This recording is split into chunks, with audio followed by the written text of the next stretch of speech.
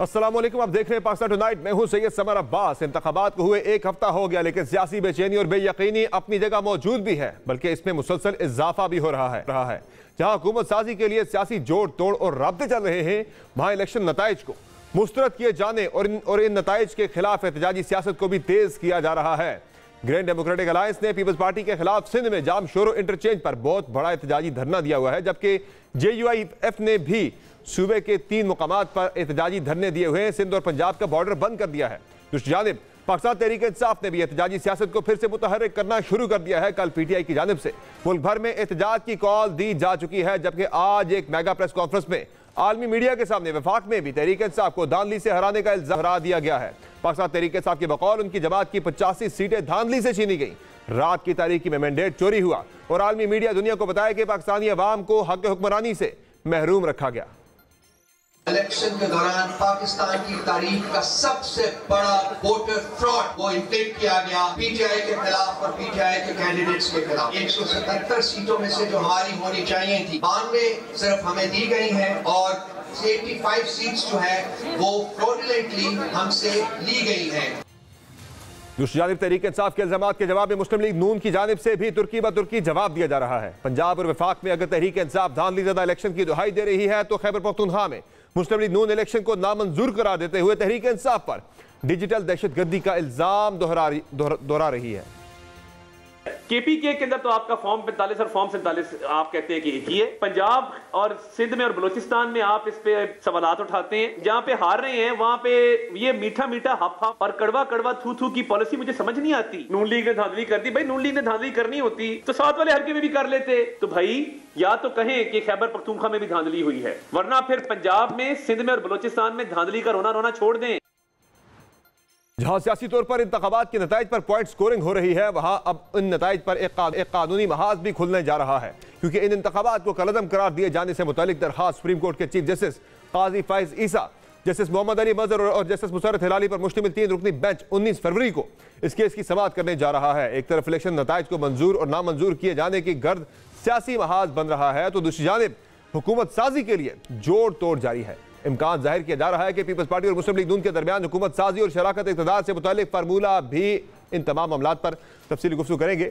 हमें ज्वाइन किया है पाकिस्तान तहरीक इंसाफ के तैमूर सलीम झगड़ा ने, जबकि हमारे साथ मौजूद होंगी पाकिस्तान पीपल्स पार्टी की रहनुमा शाजिया मरी भी आगे चलकर हम उनसे भी बात करेंगे। तैमूर सलीम झगड़ा साहब, ये बताएं कि क्या सूरत हाल है इस वक्त, तहरीक इंसाफ का अगला लाएअमल क्या है? एक तरफ तो आप जाहिर है एक लीगल बैटल आप लड़ने जा रहे हैं।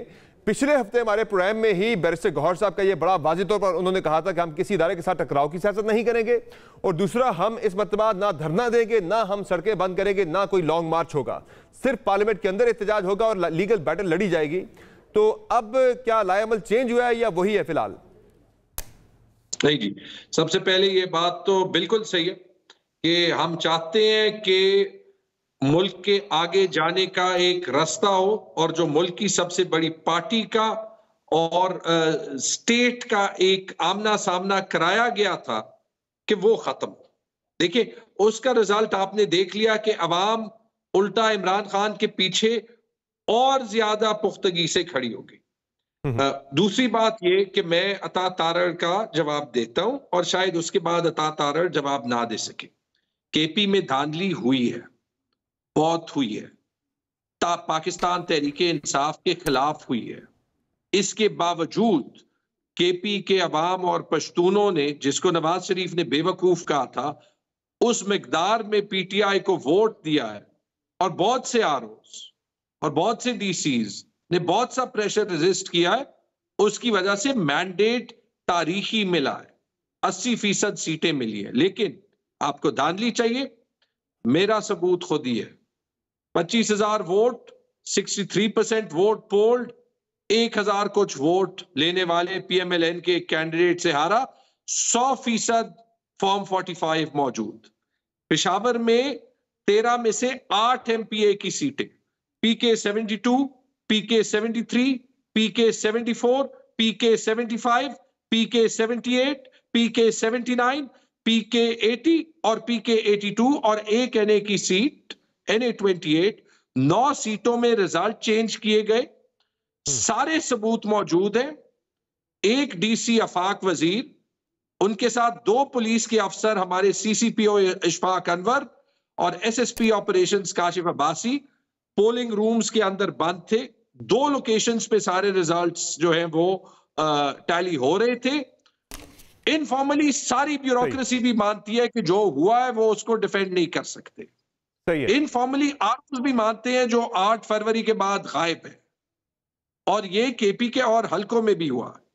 तो ये हमें ना कहें तारड़ साहब कि यहां पे धांधली नहीं हुई, लेकिन पूरे पाकिस्तान में तो अवाम ने आपको हराया, केपी में तो आपको ऐसे रिकॉर्ड शिकस्त दी कि साबित कर दिया कि नवाज शरीफ की सियासत इंशाल्लाह वाकई खत्म। तो अब सर लायबल बता दें जरा कि कोई यदि आप भी जा रहे हैं फिर धरनों की तरफ और लॉन्ग मार्च की तरफ, जिस तरह से आज जीडीए ने किया है, जामशोरों में एक तगड़ा पावर शो किया है उन्होंने। देखिए, एक तो ये चीज हो गई कि जो पाकिस्तान के सबसे बदतरीन इलेक्शंस थे, भी वो क्लियर है कि उस पे जो गवर्नमेंट के साथ भी जिन पार्टीज की एक्सपेक्टेशंस थी ना, वो एक्सपेक्टेशंस पूरी नहीं हुई। वो पार्टीज भी अपनी नाराजगी दिखा रही है। अभी तो एंटी एस्टैब्लिशमेंट बात पीटीआई नहीं कर रही ना। हिमल वली खान की प्रेस कॉन्फ्रेंस देख लें आप, मौलाना साहब की कल की इंटरव्यू देख लें, ठीक है। आगे जाना है, बाकी जाना है। ये हम बार बार कह रहे हैं कि पिछले 8-9 महीनों में पीटीआई ही रिस्पॉन्सिबल बात कर रही है। प्रोटेस्ट हम जरूर करेंगे, सड़क नहीं बंद करेंगे, ठीक है। किसी शहर पे चढ़ाई नहीं करनी, हमें एक मैंडेट मिला है यहाँ पे, लेकिन उसके लिए कुछ और चीजें भी लाजिम है। 31 साल मिले ना। एक चीज और भी बता दें, एक चीज मुझे और भी बता दें तैमूर झगड़ा साहब के, जिस तरह से 2013 में जो हमने पैटर्न देखा था, अब आप बता रहे हैं कि उससे आप उस पैटर्न पे नहीं जा रहे। तब धरना दिया गया था, लॉन्ग मार्च हुआ था, इस मतलब आप लॉन्ग मार्च धरना नहीं दे रहे। उस वक्त आपने असेंबली से इस्तीफे दिए थे, क्या इस मरतबा भी इस ऑप्शन को असेंबली से इस्तीफे होने का आप रूल आउट कर रहे हैं, या वो ऑप्शन मौजूद है कि आप किसी स्टेज पे असेंबली से इस्तीफे दे सकते हैं दोबारा से? समझ, ये बहुत दूर की बात है। जो बात मैं करना चाह रहा था वो ये कि आप... नहीं, मैं हल्फ इंशाल्लाह लेंगे। अवाम का मैंडेट चोरी हुआ है, उस तरीके में चोरी हुआ है जो पाकिस्तान की तारीख में नहीं हुआ। रिगिंग नहीं हुई इलेक्शन डे पे, कम से कम केपी की मैं बात कर रहा हूं। लेकिन बाद में शाम को सिंपली फॉर्म 47 जो है वो चेंज हुए। मैं आपको अपना सारा सबूत भेज देता हूं, आप खुद ही जो है वो देख लें। लेकिन अगर आगे जाना है तो फिर फॉर एग्जांपल आप ये देख लें कि बाकी तो सब कुछ आपने इमरान खान के साथ कर दिया। एंड में 31 साल की सजा 3 दिन में दे दी, उससे फर्क नहीं पड़ा। तो उसके लिए एक प्री रिक्विजिट, और ये मेरी गुजारिश है, आज भी हमारे लोग तोड़े जा रहे हैं। आज भी जो है वो इलेक्टोरल सिस्टम को प्रेशराइज किया जा रहा है कि जो ये चोरी हुई है, जो कि जिसका सबूत छुपाया भी नहीं जा सकता कि ये छुपाया जाए। आज हमारे तो क्या 8 सीटों पे जो आरओ के डिसीजंस आए हैं पेशावर में, 8 सीटों के डिसीजंस 8 आरओ ने दिए। एक ही टेक्स्ट है 8 का। 8 आरओ मुख्तलिफ हलकों को देख रहे थे, और उन्होंने पता नहीं कहां से जो है वो उनको पता नहीं क्या हुआ कि सबने एग्जैक्टली एक ही टेक्स्ट जो है वो चूज किया। तो ये बता दें मुझे तैमूर झगड़ा साहब के, अब ये जो आपने ज़ाहिरा आपके साथ 2013 की निस्बत ज्यादा धांधली आपके बकौल इस इलेक्शन में हुई है, तो उस वक्त आप बहुत एक्सट्रीम पे गए थे। 126 दिन का धरना, लॉन्ग मार्च, असेंबलियों से इस्तीफे, आप जो मैक्सिमम ऑप्शन थे आप जा सकते थे वो आपने किया था। असेंबली पे चढ़ाई कर दी, प्राइम मिनिस्टर ऑफिस पे चढ़ाई कर दी। तो इस मतलब आप कह रहे हैं कि हम वो उस तरह की कोई चीज़ भी आप नहीं करने जा रहे, ना कोई आप इस्तीफा देंगे ना कुछ और करेंगे। आप कह रहे हैं असेंबली के अंदर बैठेंगे भी, सब कुछ करेंगे और हम आगे बढ़ना चाह रहे हैं। तो क्या इसे एक सीबीएम समझा जाए तहरीक साहब की तरफ से कि आप भी एक सीबीएम जो है वो उस पर जा रहे हैं कि ताकि चीज़ें ज़रा उस तरफ से भी बेहतर हो? और आप एक्सपेक्ट क्या कर रहे हैं इन रिवॉर्ड, यानी कि इन रिटर्न जो है अगर जो ये सीबीएम तरीके साथ कर रही है? हमें रिवॉर्ड मिल गया समर में, सीट कागज पे हारने पे नाराज नहीं हूं। मैंने केपी में दूसरा सबसे बड़ा परसेंटेज वाइज लीड हासिल की है। जी हाँ, ठीक है। रिवॉर्ड ये है कि जो हम कह रहे थे कि अवाम हमारे प्रिंसिपल स्टांस को अप्रिसिएट करेगी, उसने की। हमें अक्यूज किया गया ना, पीएमएलएन से ही अक्यूज किया गया। काकड़ साहब ने कहा, सारी निगरान हुकूमत और उनके मातहत लोगों ने कहा कि ये हुब्बुल वतन नहीं है, वैसे ये गद्दार है। वैसे झगड़ा साहब, अभी आपने कहा था हम सड़कें भी बंद नहीं कर रहे, कुछ नहीं कर रहे। अभी मुझे पेशावर से ही दौरान प्रोग्राम कुछ लोगों के मैसेज हैं, वो कह रहे हैं झगड़ा साहब जो है ना वो सही बात नहीं कर रहे। वो कह रहे सड़कें उन्होंने पेशावर में बंद किए रखी हैं पिछले काफ़ी दिनों से। 2 दिन जो है जो प्रोटेस्ट हुए, एक मोटरवे से हटाया, फिर यहाँ पे एक ब्रिज है पीर जकोड़ी ब्रिज, वहां से हटाया और फिर एग्जीक्यूटिव डिसीजन लिया क्योंकि लोग नाराज हो रहे हैं कि जो डीसी की चोरी है, जो कुछ करप्ट अफसरान की चोरी है, उसकी कीमत पब्लिक को नहीं अदा करनी चाहिए, उसकी माजरत भी की है। लेकिन आप ये बता दें कि जहां पे 50 लाख लोगों का मैंडेट उस तरीके से चोरी हो ना, अगर आप चाहते हैं कि मैं चुप रहूं और अगले टाइम से इलेक्शंस जो है वो इलेक्शन डे के 5 बजे के बाद शुरू हो कि किसने सबसे बड़ी बोली लगानी है, तो वो आप मुझे बता दें। अगर पाकिस्तान की अवाम वो चाहती है तो फिर कम से कम मुझे सियासत छोड़ देनी चाहिए। तो सर ये जो मैं सीबीएम की बात कर रहा था वो क्या इसे सीबीएम समझा जाए कि आप उस एक्सट्रीम पे नहीं जा रहे? आप कह रहे हैं कि भाई हम बिहेव करेंगे, हम चलाएंगे, सिस्टम को आगे बढ़ाना चाह रहे हैं।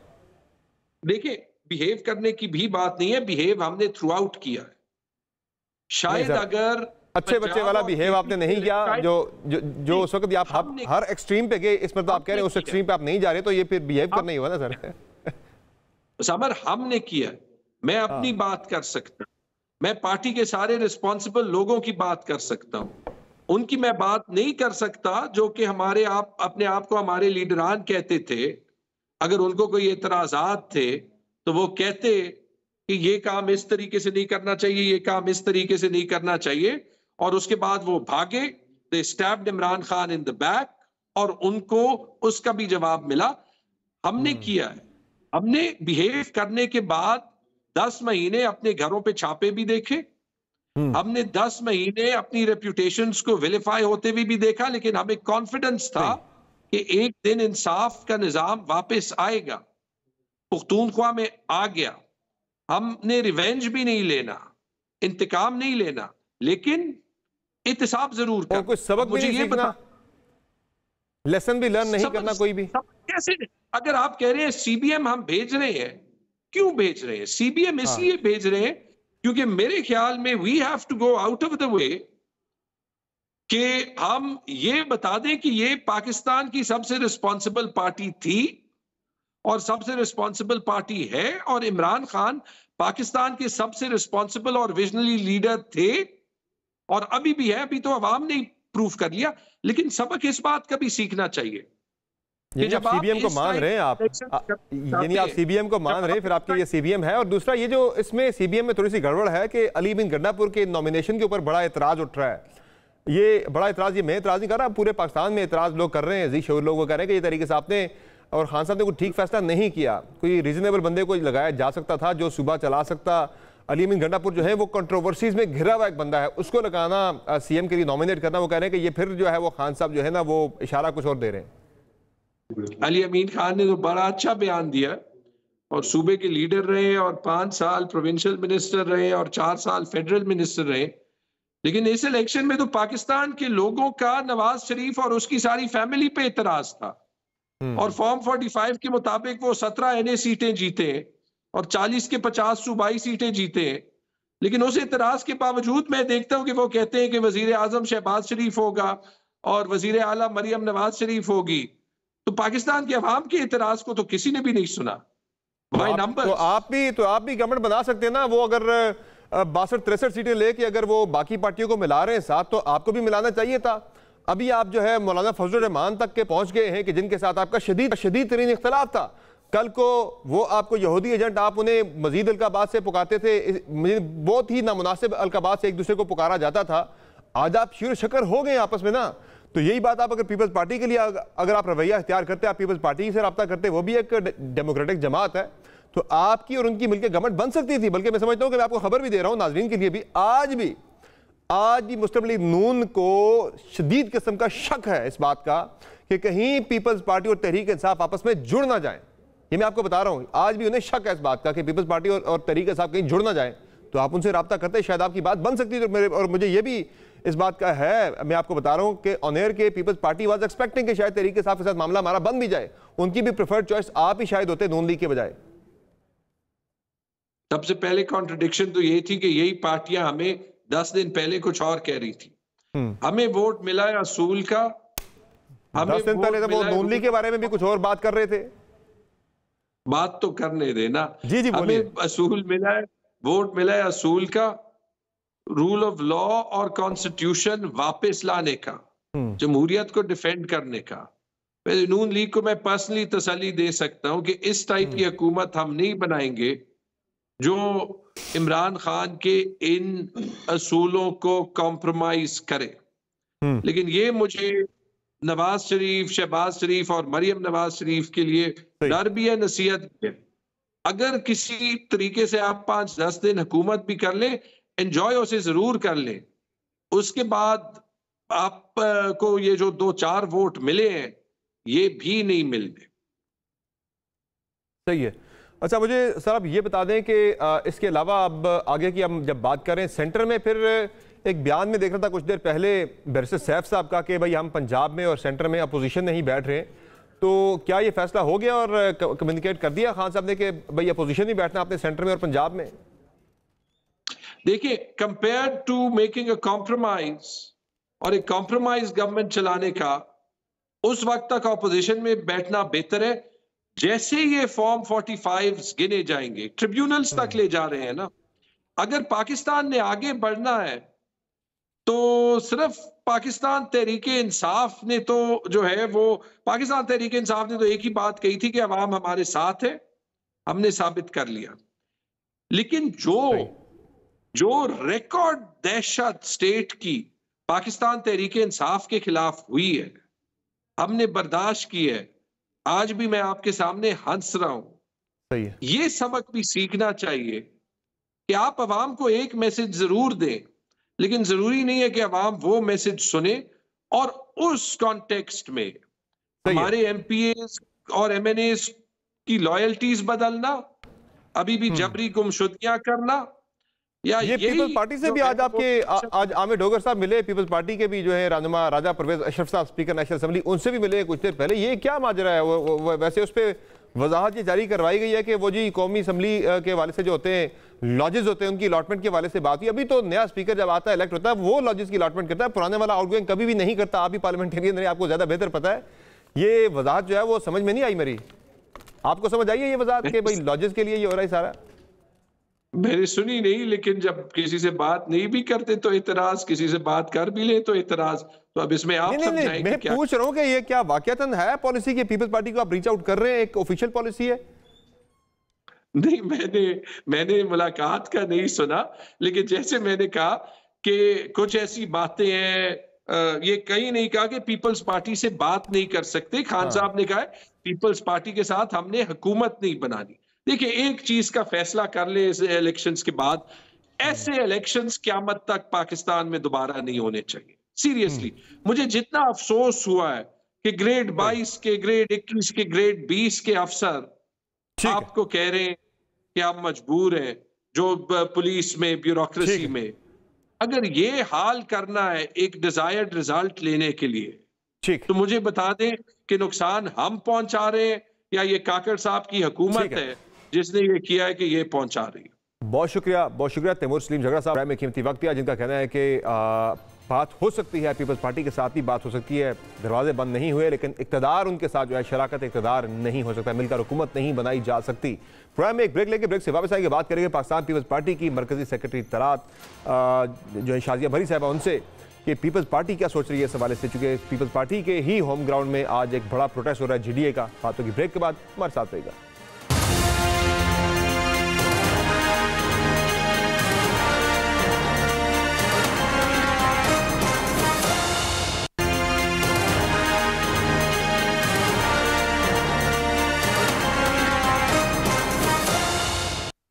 वेलकम बैक नाज़रीन। एक तरफ पाकिस्तान पीपल्स पार्टी और मुस्लिम लीग नून के दरमियान इत्तेहाद, यानी इत्तेहाद से मुराद है कि पीपल्स पार्टी वोट देगी और उसके बाद गवर्नमेंट नून लीग की बन जाएगी, लेकिन मेरी इत्तलात यह है कि पाकिस्तान पीपल्स पार्टी काबीना को ज्वाइन करेगी। पीपल्स पार्टी के वज़रा भी इस काबीना के अंदर शामिल होंगे, शहबाज शरीफ साहब की काबीना के अंदर। ये फिलहाल एक बात चल रही है कि पीपल्स पार्टी सिर्फ सपोर्ट करेगी, लेकिन पीपल्स पार्टी जो है, मैं खबर दे रहा हूँ बड़ी आपको वसूख के साथ, बड़े कॉन्फिडेंस के साथ कि पीपल्स पार्टी जो है वो इस कोलिशन को ज्वाइन करेगी। पीपल्स पार्टी के वुज़रा भी आएंगे काबीना के अंदर। बात करेंगे पाकिस्तान पीपल्स पार्टी की मरकजी सेक्रेटरी इत्तलात शाजिया मरी साहबा से। बहुत शुक्रिया शाजिया मरी साहब, आपने प्रोग्राम में ज्वाइन किया। एक तो ये बता दें कि इस वक्त एक तरफ हुकूमत साजी की बातें चल रही हैं, मुलाकातें, बातचीत, सब कुछ हो रहा है। दूसरी जानिब मुल्क भर में धांधली के खिलाफ एहतजाजी मुजाहरे भी शुरू हो चुके हैं और पहला जो एहतजाजी मुजाहरा, बड़ा एहतजाजी मुजाहरा वो सिंध में हुआ है, जामशोरों में, जहाँ GDA की जानिब से एक बहुत बड़ा एहतजाजी मुजाहरा किया जा रहा है, धरना दिया गया बल्कि। तो ये हालात किस तरफ जाते हुए देख रही हैं आप? बहुत शुक्रिया समर। बिल्कुल, पाकिस्तान में आम इंतखाबात के इख्तिताम पर बहुत सारी शिकायत हैं, मुख्तलिफ सियासी जमातों को है, पाकिस्तान पीपल्स पार्टी को भी शिकायत है। पाकिस्तान पीपल्स पार्टी ने बहुत ज़्यादा मैच्योरिटी का मुजाहरा किया है। हमारे चेयरमैन जनाब बिलावल भुट्टो जरदारी साहब ने जो सेंट्रल एग्जीक्यूटिव कमेटी की इख्तिताम पर प्रेस कॉन्फ्रेंस थी उसमें खिताब किया और उन्होंने ये कहा कि बहुत सारी प्रॉब्लम्स हमें फेस हुए हैं इलेक्शन के अंदर। कराची से लेकर पख्तूनख्वा तक हमने देखा, बहुत सारे प्रॉब्लम्स हमने देखे, लेकिन हम पाकिस्तान के इंटरेस्ट में, और जो पाकिस्तान खप्पे का नारा हमने पहले भी लगाया है, आज भी उसकी ज़रूरत है। हम पाकिस्तान की सालमियत, पाकिस्तान की स्टेबिलिटी, सियासी स्टेबिलिटी, मौशी स्टेबिलिटी के इंटरेस्ट में हम पार्लियामेंट का हिस्सा बनेंगे। हम यकीनन कोशिश यही करेंगे कि एक नई गवर्नमेंट फॉर्म हो, जमहूरी सिलसिला, जमहूरियत का तसलसल जारी रहे, जिसके लिए हमने बड़ी कुर्बानियां दी हैं।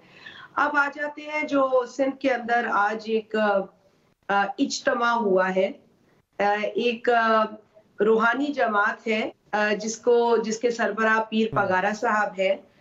उनके मुरीदैन जो हैं वो जमा हुए और चूंकि वो GDA नामी एक अलायंस के सरबराह भी हैं, तो उनके मुरीदों की जो हाजिरी थी, जो अपने पीर की दीदार के लिए आए थे, उस हाजिरी को एक सियासी रंग देने की कोशिश की गई है। इससे ज्यादा कुछ भी नहीं है। हम समझ सकते हैं कि GDA को बहुत तकलीफ है क्योंकि उन्होंने जो है वो बहुत बड़ी शिकस्त का सामना उन्हें हुआ। 2013 में भी अलायंस बनाया गया, उसमें भी उन्हें शिकस्त हुई, 2018 में भी शिकस्त हुई और 2024 में तो तारीखी शिकस्त का सामना है। GDA जो बड़ी अलायंस बनी हुई है, बहुत सारी जमातों की, छोटी जमातें जो मिलकर, मैं तो कहती हूँ जी तमाम सियासी यतीम इधर यहाँ इकट्ठे हो गए। उन्हें 2 सीट्स मिली हैं सूबाई असेंबली की और वो भी हमारी नजर में तो बोगस वोट्स पे मिली है। एक खैरपुर में मिली, एक सांगड़ में मिली है। तभी तो वो धांधली का मुझे पता है कि झटका बहुत बड़ा है उनके लिए, क्योंकि इनको फरमाइशी प्रोग्राम्स की आदत है। ये खुद आज कह रहे थे जलसे में, आप भी जानते हैं कि इदारों से डायरेक्ट मुखातिब थे ये, और इदारे से ही बात कर रहे थे, अवाम से तो बात नहीं कर रहे थे। तो इदारे से अपनी जो पुरानी रवाबित हैं, रिश्तेदारी है, वो गिनवा रहे हैं। आपने अपनी राय का इजहार तो कर दिया GDA के एहतजाज के हवाले से। दूसरा ये बताया मुझे कि हुकूमत साजी की जो बात इस वक्त चल रही है, उस पर आपने कहा कि आप कौमी मुफाद में आपने फैसला किया कि जमहूरियत को चलने देना आप चाहते हैं और आपने मुल्की मुफाद में, मुल्क के वसी तर मुफाद में आपने पीपल्स पार्टी से फैसला किया कि वो नून लीग के वज़ीर-ए-आज़म को इलेक्ट करवाएगी। तो अगर यही कौमी मुफाद तकाजा करे कि पीपल्स पार्टी वजारतें भी ले, तो फिर ले लेंगे वजारतें? सबर देखिए, हम अपने मुफाद की बात नहीं कर रहे, हम इक्तदार की बात नहीं कर रहे, हम स्टेबिलिटी की बात कर रहे हैं। इक्तदार के हम हकदार होते जब नेशनल असेंबली की हमारे पास सीट्स होती हैं। We have been very clear about it. हमने कोई उसमें अल्फाज की हेरा फेरी नहीं की। बड़ा क्लियर मैं समझती हूँ कि बिलावल भुट्टो साहब ने अपनी प्रेस कॉन्फ्रेंस में बयान किया है कि हमारे पास जो नेशनल असेंबली की सीट्स का नंबर है वो 3रा है, लिहाजा हम जो है वो वजीर आजम की कुर्सी या उस इलेक्शन के लिए अददी एतबार से नहीं समझते कि हमारा वो हक है।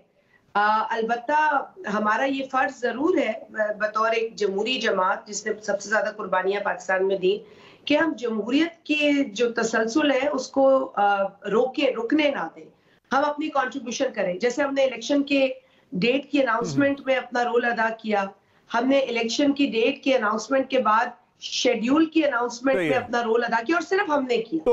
तो ये बताया कि तो क्या ये हतमी फैसला है कि आप लोग वजारतें नहीं लेंगे, या आगे चलकर अगर हालात तकाजा करें, मुल्की मुफाद तकाजा करें, तो ज्वाइन कर भी सकते हैं आप फिर वजारतें?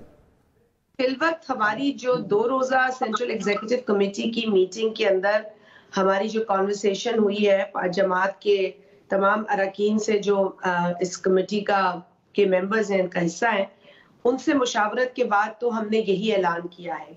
और अब हमारी एक 6 या 7 रुकनी जो कमेटी है जो तश्कील दी गई है पॉलिटिकल एंगेजमेंट के लिए, वो मुख्तलिफ जमातों से मिलेगी, बात करेगी। तो अभी देखें आगे क्या होता है, क्योंकि अभी तक तो हमने बड़ा क्लियरली बताया कि जो इंडिपेंडेंस का ग्रुप है उसने ये अंदिया दिया है कि वो बात नहीं कर रहा। नून लीग हमारे पास आई है सपोर्ट के लिए। तो ये जो पाकिस्तान तहरीक इंसाफ के इंडिपेंडेंस या पाकिस्तान तहरीक इंसाफ है, वो अगर वो तो शायद आपसे बात करना चाह रही है, और कुछ देर पहले ही आमिर डोगर साहब की राजा परवेज अशरफ साहब के साथ मुलाकात हुई है, वो तो लगता है बात करना चाह रहे हैं, अब वो इंटरेस्टेड है बात करने में। बात ये है कि पीटीआई या जो इंडिपेंडेंस है उनकी सफों में कुछ माकूल लोग हैं, ऐसी बात नहीं है, अच्छे बुरे लोग हर जगह होते हैं, फिर कुछ स्पॉयलर्स भी हैं। तो कुछ लोग जो सियासी शऊर रखते हैं वो तो अच्छा मशवरा देते हैं अपनी जमात के लोगों को, लेकिन कुछ लोग जो अनापरस्त हैं, जो डुबोना चाहते हैं खुद को भी और तमाम सिस्टम को, तो वो उनकी राय बहुत डैमेजिंग होती है। तो मुझे नहीं पता कि किसकी राय प्रिवेल करती है उनकी सफों में, लेकिन पॉलिटिकल एंगेजमेंट जो है वो कोई गलत काम नहीं है। और अब जो पीटीआई मौलाना साहब के साथ बैठी है तो उस पे तो हम हंसते ही हैं, हमें तो समझ नहीं आ रही कि किसने अपने मतलब दोनों ने अपने नजरियों को दफन कर दिया है, और दोनों ही जो है वो, बल्कि हम तो अच्छी सोच रखते हैं, हम तो कहते हैं पहले भी मिलना चाहिए बिल्कुल था। उसी तरह से जिस तरह से आज से 10 रोज पहले तक आप भी बात कर रहे थे, आपके नजरियात भी कुछ और थे, नून लीग के नजरियात कुछ और थे, आपने भी समझौता किया जिस तरह से, इस तरह से तहरीक इंसाफ और जेयूआई ने भी कर लिया है। नहीं, हमारे तो आज भी वही है, हमारे नजरियाती इख्तलाफात बिल्कुल है नून लीग के साथ। नून लीग ने जिस तरीके से इलेक्शन कैंपेन में जो किरदार अदा किया, जो कैंपेन उनकी ना होने के बराबर थी लेकिन ख्वाहिशात आसमान को छू रही थी, तो हमने बहुत सारी चीजें नोट की हैं। फिर NA 127 में जहां हमारे पार्टी के चेयरमैन थे, वहां जिस तरीके से सूबाई सीट के जो उम्मीदवार थे उनके ऑफिस पर हमले किए गए, बाकायदा गुंडागर्दी की गई, जिस जबान का इस्तेमाल अता तारड़ साहब ने किया, जो गिरी हुई जबान थी हमारे चेयरमैन के लिए, जिस तरीके से वो बात करते नजर आए, बहुत कुछ बर्दाश्त किया है पीपल्स पार्टी ने और करेगी भी आगे। हमने तो डिक्टेटर्स से भी जमहूरी तरीके से निपटा है, हमने तो किसी से बदला और इंतकाम नहीं लिया, ना हमने ऐसी बातें की, ना बड़े बोल बोले, लेकिन अलबत्ता हम भूले नहीं हैं। हम मुस्लिम लीग नून को शायद 8 तारीख के बाद 9 नहीं आएगी, लेकिन हमें पता है 9 आनी है। तो अभी मुस्लिम लीग नून के साथ जो आपने इत्तेहाद किया है या उन्हें सपोर्ट आप कर रहे हैं, ये हतमी है या तहरीक इंसाफ के लिए भी दरवाजे खुल सकते हैं बातचीत के? एक बात मैं थोड़ा सा आपको क्लियर कर दूं कि इत्तेहाद नहीं है हमारा नून के साथ, क्योंकि हमारे पास इस वक्त नून पेशकश लेकर आई कि जी आप हमें सपोर्ट करें गवर्नमेंट फॉर्मेशन में।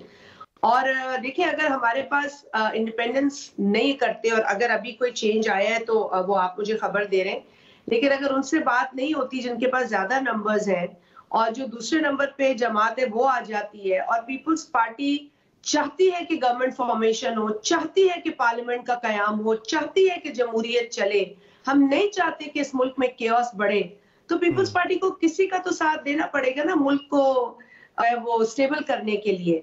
अभी इस वक्त आपकी IMF, आपकी नजरें IMF की आप पर है, वर्ल्ड बैंक की आप पर है, दीगर ममालिक की नजरें आप पर है, स्टॉक एक्सचेंज आपका खतरे में है, मुल्क की मईशत आपकी खतरे में है, अवाम की तकालीफ हमारे सामने है, तो हम आपस की लड़ाई तो कब तक लड़ेंगे? तो फिर वो नंबर 1 पार्टी जो है यानी तहरीक इंसाफ अगर आपसे रब्ता कर लेती है तो क्या फिर तहरीक इंसाफ के लिए भी बातचीत के दरवाजे खुल सकते हैं?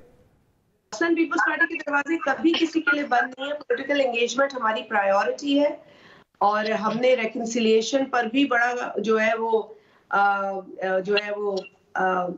ऑन ग्राउंड भी काम किया है। सिर्फ लफाजी नहीं करते हम रेकंसिलिएशन के ऊपर, हमने अपने बदतरीन दुश्मनों के साथ बैठकर भी बात की है, क्योंकि हमें इस मुल्क का इंटरेस्ट प्यारा है। शहीद मोहतरमा बेनज़ीर भुट्टो साहबा ने चार्टर डेमोक्रेसी की बुनियाद रखी तो उनकी सोच मुस्बत थी, जमहूरी थी, और आज भी हम उसी सोच पर गामजन हैं। लेकिन मैं ये बात फॉर द सेक ऑफ बात नहीं, ये बात फॉर द सेक ऑफ इक़्तिदार की बात कर रहा हूँ। क्या हुकूमत साजी के लिए, तरीके साफ के लिए भी दरवाजे खुल सकते हैं और बातचीत हो सकती है हुकूमत साजी के लिए?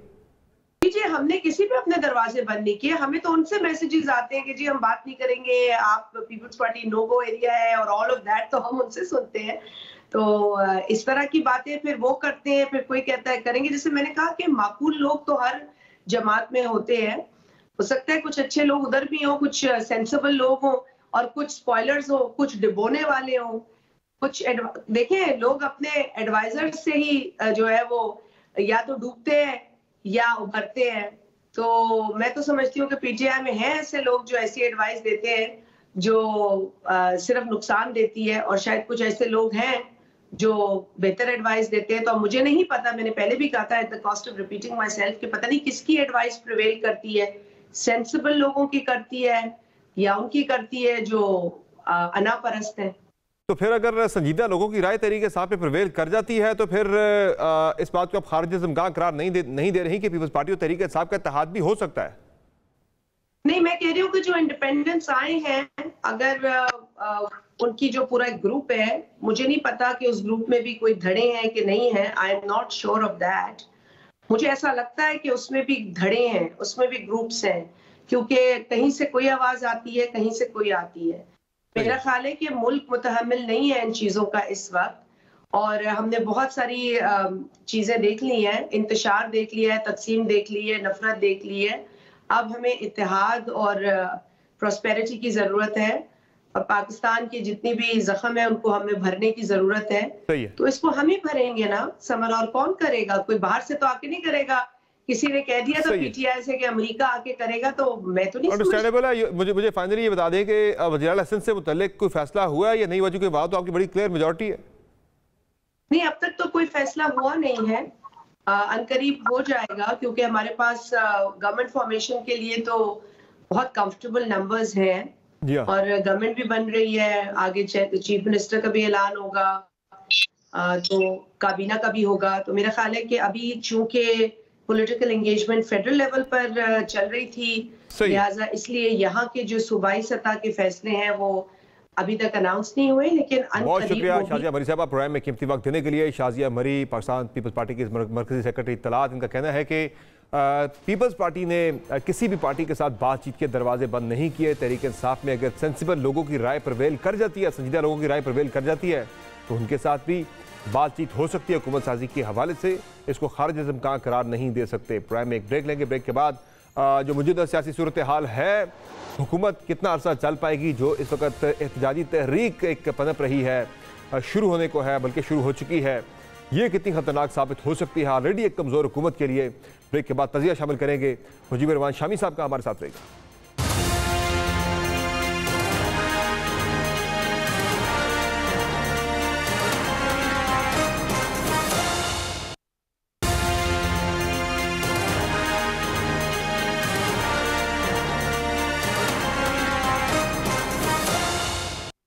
वेलकम बैक नाज़रीन। एक तरफ इस वक्त हुकूमत साजी के लिए बातचीत चल रही है, मुज़ाकरात चल रहे मुख्तलिफ पार्टी के, तो दूसरी जानिब पर एहतजाजी मुजाहरे भी शुरू हो चुके हैं।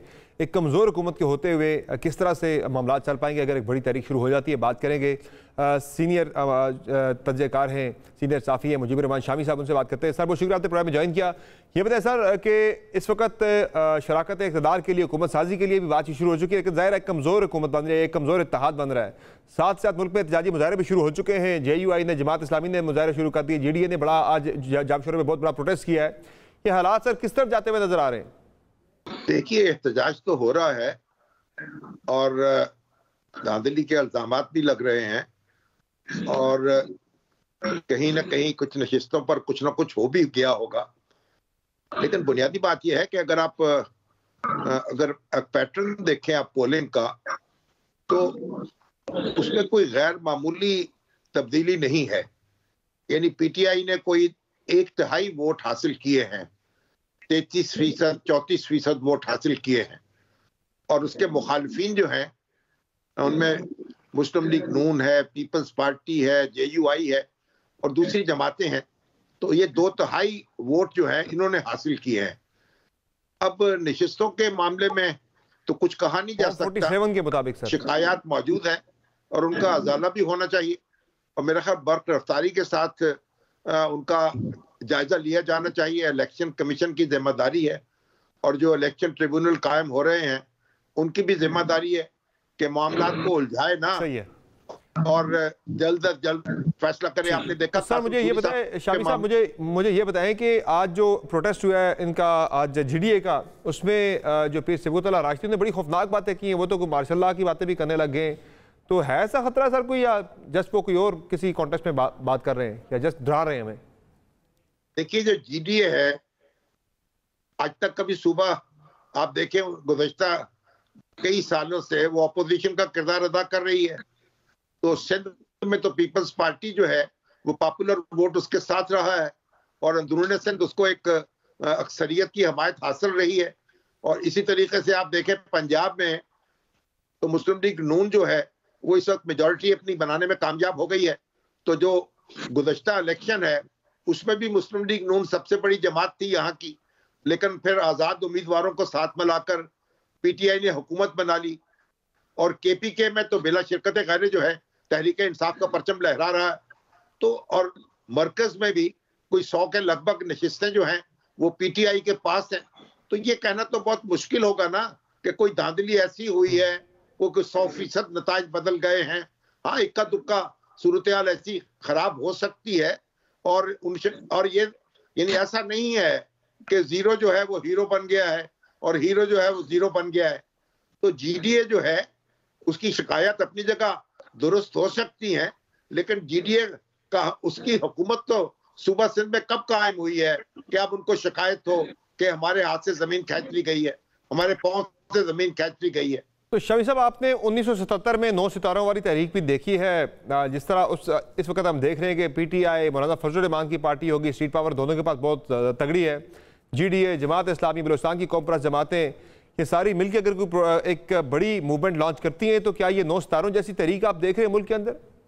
पाकिस्तान कौमी इत्तेहाद यानी जो PNA है, अगर आप उसको देखें तो वो एक इंतखाबी इत्तेहाद था और सबने यकजा होकर इंतखाब लड़ा था और पीपल्स पार्टी को उस इंतखाब में 60% वोट मिले थे, जो तारीख का एक रिकॉर्ड है। ना उससे पहले ना उसके बाद पीपल्स पार्टी कभी 60% वोट नहीं ले सकी। उसके वोट जो हैं 33%, 35%, 36% यही रहे हैं।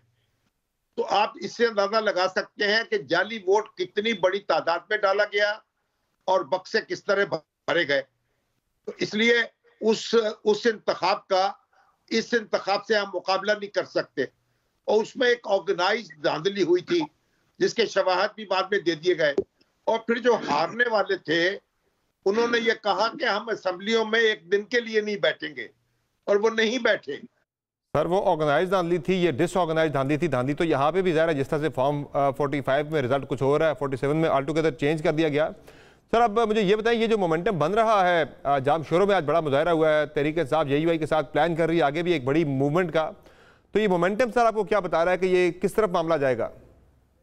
देखिए, फॉर्म 45 अगर किसी के पास है तो वो तो फौरी तौर पर इलेक्शन कमीशन को नोटिस लेना चाहिए, उनका जायजा लेना चाहिए। अगर वो असली है तो उनके मुताबिक नताइज जो है मुरतब होने चाहिए, इसमें तो कोई दो राय नहीं हो सकती। लेकिन ये जो तहरीक चलाने वाले हैं, इनके ज्यादातर तो ये असेंबलियों के अंदर बैठे हुए हैं और इनकी कहीं ना कहीं हुकूमत कायम होगी। आप देखें KPK के अंदर तहरीक इंसाफ की हुकूमत है और मरकज में वो सबसे बड़ी जमात के तौर पर मौजूद है। तो अगर वो क्या ये असेंबलियों से बाहर निकल आएंगे, अपनी हुकूमतें छोड़ेंगे, उसके लिए भी तभी तहरीक चलेगी ना। ये तो एक जुज़वी तहरीक चलाएंगे। जहां से हार गए हैं वहां धांधली हो गई है, जहां से जीत गए हैं वहां मुनसफाना इंतखाबात हुए हैं और मौलाना फजलुर रहमान जो हैं वो भी धांधली की शिकायत कर रहे हैं। अब KPK में उनकी नशिस्तें किस जमात ने हासिल की हैं, ये भी तो आप देखें ना। और जिसके साथ मिलकर वो धांधली का शोर मचा रहे हैं या इल्जाम लगा रहे हैं, उनकी धांधली का बेनिफिशियरी कौन है? इसलिए ये एक थोड़ी पेचीदा सूरत हाल है। वो 1977 की तरह बिल्कुल वाज़ेह मामला नहीं है और सर ये बताएं फिर कि सर फिर ये बताएं कि ये जो मौलाना फजल रहमान साहब के बारे में आपकी क्या रीडिंग है कि उनका जो इस वक्त एक स्टैंड उन्होंने लिया तहरीक साहब के साथ मिलके, ये उसूली आपको लग रहा है मौक़िफ़ या ये किसी वसूली पे जाके चेंज भी हो सकता है, और आपको मसला असल लग क्या रहा है? बड़ा मसला बड़ा वाज़ेह है, वो समझ रहे हर एक को कुछ ना कुछ मिल गया है और वो खाली हाथ रह गए हैं। केपीके में उनकी जमात जो है, जो दूसरी बड़ी जमात थी, और देखिए 2018 में तो वो यानी हुकूमत बनाने की पोजीशन में थे। अगर मुस्लिम लीग नून का साथ दे देती तो वो तो अपने आप को मुतबादल समझते हैं पीटीआई का, तो उनके हाथ तो कुछ आया नहीं। अगर कोई चंद खिलौने उनको भी मिल जाते तो उनको भी कुछ सुकून आ जाता। अब तहरीकें उन्होंने चलाई, लॉन्ग मार्च उन्होंने किए, एहतजाज उन्होंने किए, और खाली हाथ बैठे हैं। तो ये भी तो आप देखें ना। ये खिलौनों वाला आपका तबसरा बड़ा मुझे दिलचस्प लगा है। शामी साहब बार ये बताएं कि अब जो पीपल्स पार्टी के बारे में चल रहा है कि नून लीग बड़े शक का इजहार कर रही है कि पीपल्स पार्टी जो है वो कहीं ऐन वक्त पे पलटा ना खा जाए, तहरीक इंसाफ के साथ ना मिल जाए, तो ये आपको मामला उस तरफ जाता हुआ नजर आ रहा है? कोई चांस नजर आ रहा है कि तहरीक इंसाफ और पीपल्स पार्टी आपस में मिल जाए, या आपको नून लीग और पीपल्स पार्टी का इत्तेहाद आपको लंबा चलता हुआ नजर आ रहा है? इन दोनों की मजबूरी है कि ये एक दूसरे के साथ बैठे, और पीटीआई दोनों में से किसी के साथ हाथ मिलाने को तैयार नहीं है, और इस वक्त तक की पोजीशन तो यही है। और इसमें ये दोनों जमातें, इनको साथ बैठना होगा, जो भी इनकी टर्म्स हों इनको तय करनी होंगी। ये इनकी मजबूरी है। ये कोई मर्जी का सौदा ना भी हो तो इसका कोई चाराकार नहीं है, इनके पास कोई ऑप्शन नहीं है। इनको हुकूमत बनानी है, एक दूसरे के साथ बैठना है। आज तो यही मामला है, कल की बात कल के साथ। बहुत शुक्रिया शामी साहब, आपने प्रोग्राम में अपना कीमती वक्त दिया। नाज़रीन, बदलते हालात के साथ अब बताया नजर आ रहा है कि मौलाना फजल रहमान का मौक़िफ़ भी बड़ी तेज़ी के साथ बदलना शुरू हो गया है। कल के मौक़िफ़ से आज उन्होंने बड़ा यू टर्न लिया और वो कह रहे कि जनरल फयाज़ मीर का नाम गलती से मेरी ज़ुबान पर आ गया था, उनका कोई रोल नहीं था इस मामले के अंदर। इस पर आज वजाहत भी जारी की गई है जनरल बाजवा की तरफ से भी, जनरल फयाज़ मीर की जानिब से भी, कि ऐसा कोई मामला नहीं था। तमाम मौलाना फजल रहमान साहब के ऊपर खुद एक बड़ा सवाल उठ रहा है। उन्होंने अपने ऊपर एक बड़ा सवाल उठा दिया है कि उस वक्त अगर अदम एतमाद में अगर जनरल बाजवा का या जनरल फयाज़ मीर का हाथ था तो मौलाना फजल रहमान पीडीएम के सरबराह होते हुए क्या वो खुद इस्तेमाल हुए? तो ये एक उनके अपने ऊपर बड़ा सवाल उठ रहा है। फिर उन्होंने हुकूमत ली, हुकूमत का हिस्सा बने, अपने बेटे को वजीर बनवाया, फ़ायदे उठाए, तो क्या वो खुद इस अगर ये डर्टी एक खेल था तो इसका खुद वो हिस्सा बने और उससे फ़ायदा भी उठाया? ये एक बड़ा सवाल मौलाना साहब के अपने ऊपर भी उठ रहा है। पर आज के शो में इतना इजाज़त दीजिए, अल्लाह हाफ़िज़।